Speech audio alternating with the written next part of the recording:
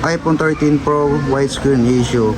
Bakit nga ba nagkaka-widescreen yung mga iPhone 13 Pro natin, 13 Pro Max?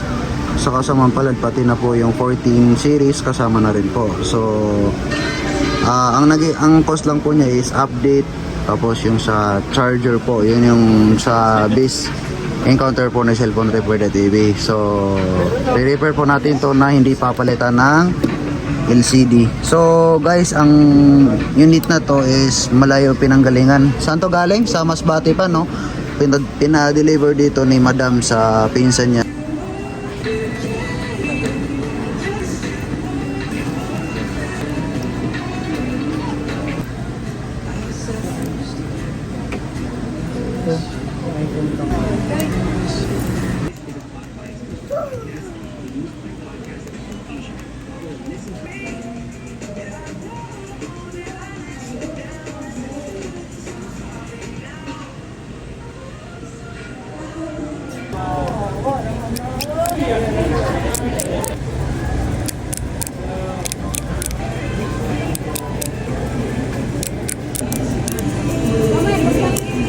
So, okay na nga po yung iPhone 13 Pro na widescreen kanina. So, as you can see guys, magagamit na ni ma'am ulit to.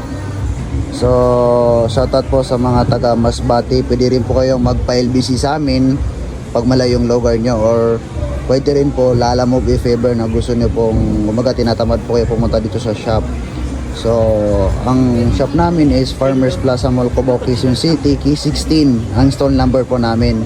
So mag-PM lang po kayo kung may mga sira yung gadget nyo. Cellphone repair.tv, huwag niyo po kalimutan mag-like and follow. Maraming salamat po and God bless.